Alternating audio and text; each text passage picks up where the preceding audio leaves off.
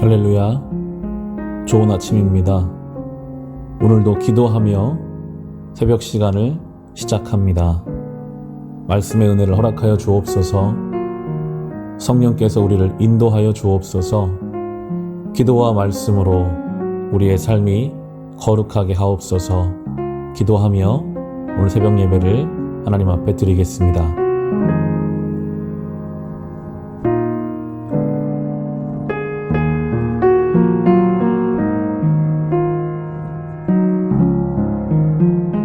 할렐루야. 성령 강림주일 그리고 총회 선교주일 후에 맞는 첫 아침에 존경하는 빛과 소금교회 성도님들과 이렇게 만나게 하신 하나님을 찬양합니다.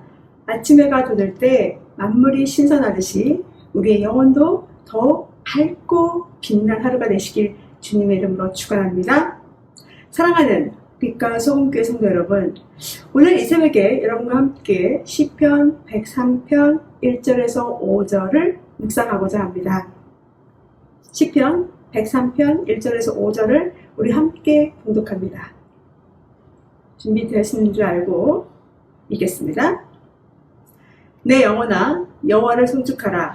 내 속에 있는 것들아 다 그 성호를 송축하라. 내 영혼아 여호와를 송축하며 그 모든 은택을 잊지 말지어다. 저가 내 모든 죄악을 사하시며 내 모든 병을 고치시며 내 생명을 파멸에서 구속하시고 인자와 긍휼로 관을 씌우시며 좋은 것으로 내 소원을 만족케 하사 내 청춘으로 독수리같이 새롭게 하시는도다. 아멘. 이 시편 103편은 하나님께서 자신의 백성에게 베푸신 그 인자하심과 사랑 그리고 긍휼을 찬양하는 시입니다. 그래서 보시면 우리가 오늘은 끝까지 읽지 않았지만 내 영혼아 여호와를 송축하라 라는 말로 시작해서 끝에도 그렇게 끝이 나는 그런 시입니다. 이 시의 구성은요, 세 연으로 구성이 되어 있는데 1절부터 5절까지 그리고 6절부터 19절까지 그리고 20절부터 22절까지 이렇게 세 연으로 구분이 되어 있습니다.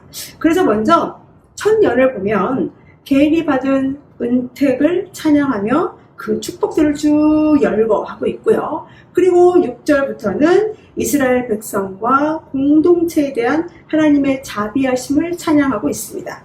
그리고 마지막에 20절부터 22절은 결론으로 우리의 주의 은혜를 받은 모두가 여호와를 찬양하라는 권면으로 끝을 내고 있습니다. 오늘 함께 볼 1절부터 5절까지를 한번 그 내용을 살펴보면은 1, 2절은 강조하고 있는 것이 있습니다. 시인은 내 영혼과 내 속에 있는 것들 그리고 내 마음의 중심을 포함한 전 존재적으로 하나님께 예를 갖추어서 우리 함께 찬양하자고 그를 높이자고 반복적으로 우리를 초청하고 있습니다. 하나님의 거룩한 이름과 그의 모든 은택을 찬양하는 것이겠죠. 자, 그러면 2절 하반부로 갈까? 시인은 자신과 공동체를 향해서 여호와의 은혜를 잊지 말라고 당부하고 있습니다. 즉 여호와의 은혜를 기억하라 라는 것입니다. 막연히 개인이나 이스라엘 백성이 하나님으로부터 받은 어떤 복된 것이 아니라 이스라엘이 범죄했을 때 있었던 징계나 징벌 또는 훈계를 통해서도 하나님은 자비를 베푸셨음을 그리고 여호와께 돌아오도록 하셨던 그 모든 과정까지를 기억해야 한다고 이야기하고 있습니다. 오늘날에도 이런 하나님의 은혜가 항상 우리에게 있다는 사실, 우리에게 계속해서 은혜를 주신다는 사실을 우리는 인생의 과정을 통해 깨달아 알고 있습니다. 그래서 우리는 이것을 잊지 말고 기억해야 한다는 것을 저와 여러분에게 시인이 강조하고 있습니다. 그러면 무엇을 우리는 기억해야 할지는 3절부터 이야기가 나옵니다.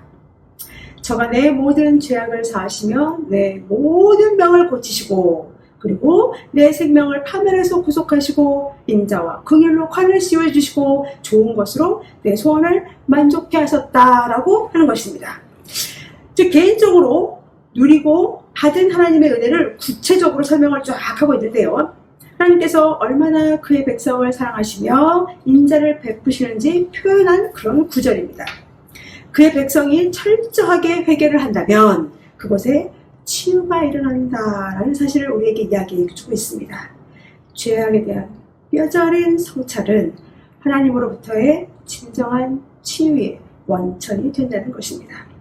시인은 여호와께서 우리의 죄를 용서하셨고 모든 병을 고쳐주었다 고백하므로 이 모든 이란 말을 강조함으로 하나님의 크신 은혜를 오히려 드러내고 있는 그런 구절들입니다.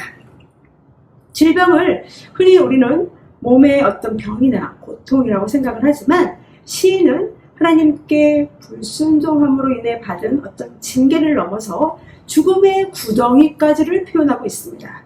죄 때문에 질병으로 고통을 당했으나 이제는 하나님의 용서의 징표로 그 질병에서 노임을 얻게 되었던 것, 그 구덩이에서 하나님은 우리를 건져내셨다라고 이야기합니다. 그리고 이어서 하나님은 우리가 음부의 소나기에서 있는 것으로부터 이스라엘 백성을 그리고 우리를 구해내심으로 승리를 주셨고 그를 경외하는 자들에게 합당한 은혜를 축복을 보여주셨다는 것을 상기합니다.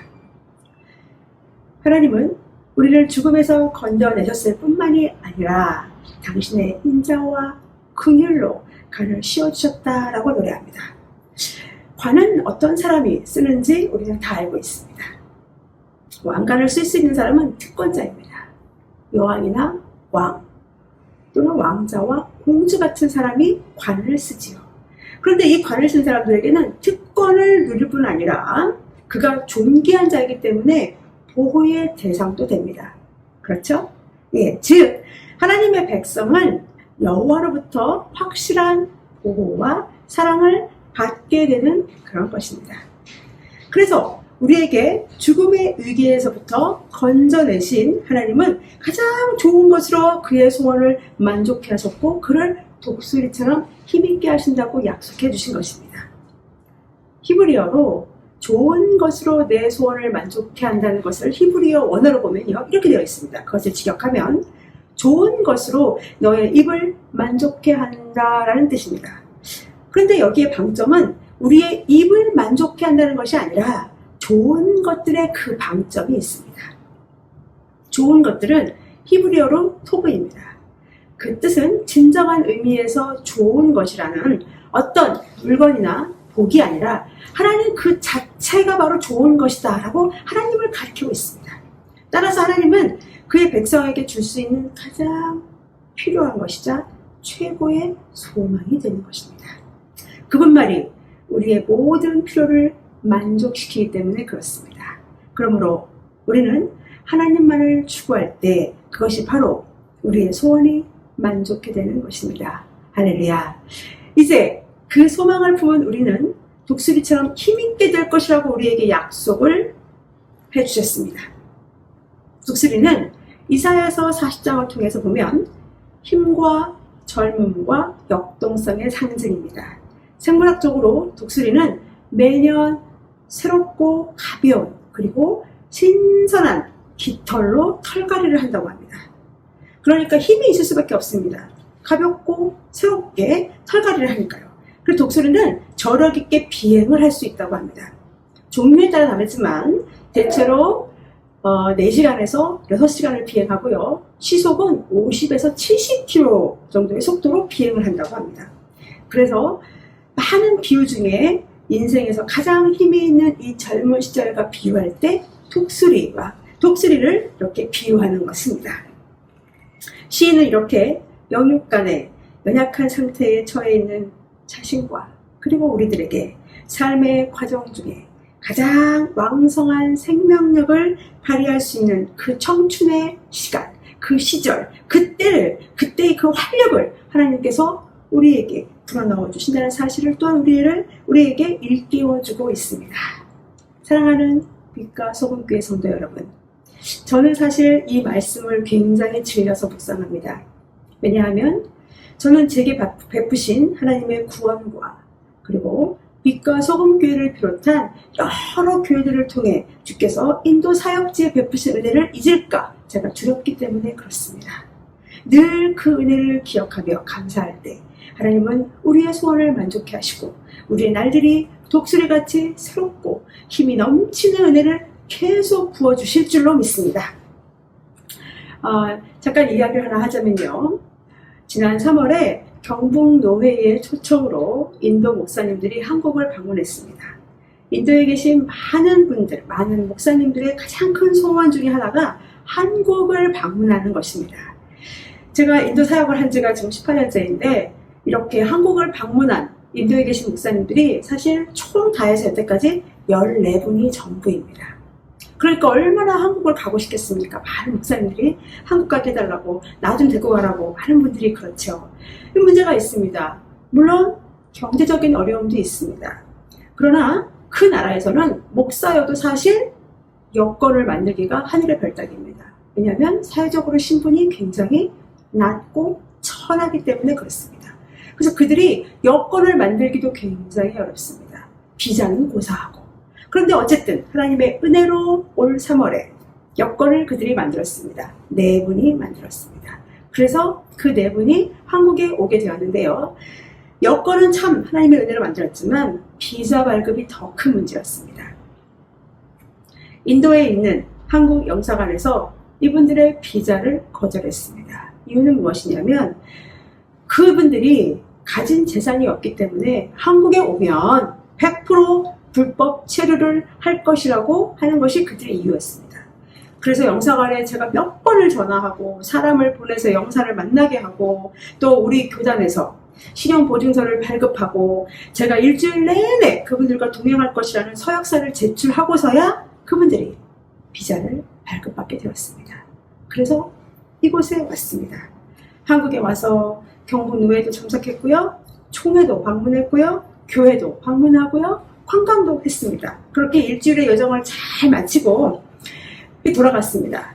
그분들이 어디를 가든 만나는 분들마다 꽃다발이며 선물이며 그런 것을 안겨주고 또 맛있는 식사를 때마다 다른 것으로 좋은 데 가서 대접해주고 또 그들이 일생에 가보지도 못한 호텔 같은 데를 쫙 데리고 가서 잠도 재워주고 그리고 한국에서 스타리아나 선원님들이 벤츠 같은 차를 막 태워주고 그랬습니다. 얼마나 영접을 잘하고 영전을 잘했는지 그분들이 너무 기쁘고 즐겁고 아주 행복했습니다. 그래서 그분들이 가실 때 제게 이렇게 말합니다. 한국이 너무 좋답니다. 한국 분들이 너무 친절하답니다. 우리를 많은 분들이 높여주셨다라고 이야기합니다. 너무 잘해줘서 좋다. 우리를 사랑해주었다. 섬겨주셨다. 감사하다. 그래서 결론은 여기서 살고 싶다.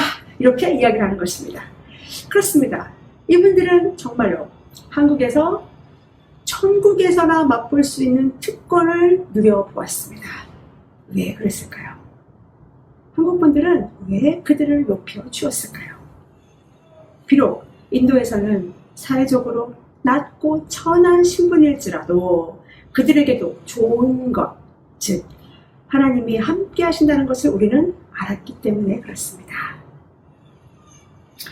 우리 역시 그저 주인이지만 여호와를 경외하고 그의 언약을 지키고 그의 법도를 기억하며 여호와를 찬양한다면 하나님은 그의 백성을 구원하는 것을 주저하지 않으시고 그의 인자하심과 긍휼하심을 통해 우리를 돌보시는데 중단 없이 우리에게 끊임없이 계속 보여주고 계십니다.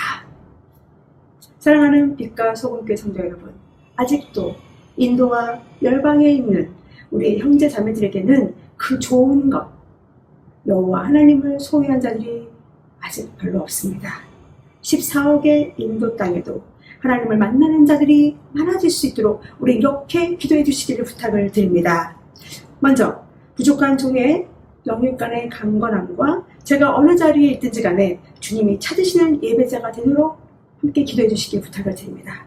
두 번째, 제가 인도에서 여성 자활을 위한 재봉틀 교실을 하고 있습니다. 이것이 연간 500만 원 정도 되는 그런 프로젝트입니다. 그 재봉틀 교실이 잘 500만 원이 채워져서 운영비가 채워져서 끊임없이 우리가 그것을 할 수 있도록 여러분 함께 기도해 주시기를 부탁을 드립니다. 세 번째는 여성 능력 개발을 위해서 지도자 양성을 위한 여자 전도사 양성 과정을 제가 그쪽에서 하고 있습니다. 그런데 아쉽게도 9년을 잘 이끌어 왔는데 올해 마지막이 될 것 같습니다. 그런데 그들에게도 여성의 능력을 개발하고 리더십을 발휘할 수 있도록 여자 전도사 양성 과정, 연간 1,000만 원 정도 되는 금액입니다. 그것이 다 공급될 수 있도록 함께 기도해 주시기를 부탁을 드립니다. 네 번째는 공부방의 확장 문제입니다. 제가 공부방의 학생들이 200명인데요. 공간이 작아서 확장하기를 원합니다. 다 함께 200명이 모일 수 있는 정도의 귀한 공간이 더 확장될 수 있도록 우리 함께 기도해 주시기를 부탁을 드립니다. 이 공사 예산이 약 3,000만 원 정도가 됩니다. 그것이 다 채워지도록 우리 함께 기도해 주시기를 부탁을 드립니다. 그리고 마지막으로는 기독학교 증축을 위한 것입니다. 기독학교가 초등학교 그리고 중학교가 건물이 따로 있는 것도 문제지만 초등학교 건물이 워낙 노쇠가 되고 비가 새서 참으로 어려움을 겪고 있습니다. 그래서 중학교 건물 위에 그 교실을 더 증축하는 문제로 기도 중에 있습니다. 그 공사 예산은 7,000만 원이 되겠습니다. 이 모든 것이 여러분의 기도와 하나님의 은혜로 분명히 이루어질 줄로 믿습니다. 하나님의 때에. 그래서 우리를 기억하시고 일일이 개입과 간섭하시는 여호와 하나님께서 하신 그 모든 은택을 기억하시는 저와 여러분 모두가 되시기를 이 아침에 주님의 이름으로 축원합니다. 기도하겠습니다. 우리의 빛과 소금 공동체뿐만 아니라 인도와도 밀접한 연관 속에서 계시는 하나님을 믿고 찬양하며 높입니다. 주님, 이 아침에 주께서 이스라엘 백성에게 베푸신 은택을 기억합니다. 출애굽과 그 과정, 그리고 포로 생활과 광야에서까지 그들을 먹이시고 입히신 그 하나님이 바로 우리의 하나님이십니다. 주님, 우리 각자와 빛과 소금 공동체에도 주께서 하신 일을 기억하며 감사 찬양 올립니다. 이제 그 은총을 인도와 세계 만방에서도 나타내 주시옵소서. 이 땅에서 저지른 모든 죄악을 사하시며 주의 백성들의 모든 병을 고치며 저들의 생명도 구속하시고 주의 인자와 긍휼로 관을 씌우시며 그들도 좋은 것으로 그 소원을 만족시키시어 늘 독수리같이 스럽게 하여 주실 줄로 믿습니다. 여기 모인 우리에게도 오늘 그 사랑이 드러나 오늘도 주님을 기억하며 살 수 있는 힘을 주시기 원하오며 우리 주 예수 그리스도의 이름으로 기도드립니다. 아멘. 주신 말씀을 가지고 개인의 기도 제목을 가지고 교회를 위해서, 믿지 않는 가족과 친지들을 위해서, 아픈 환우들을 위해서, 나라와 민족을 위해서, 또 선교지를 위해서 주시는 마음에 따라 함께 기도하며 오늘 예배를 마치겠습니다.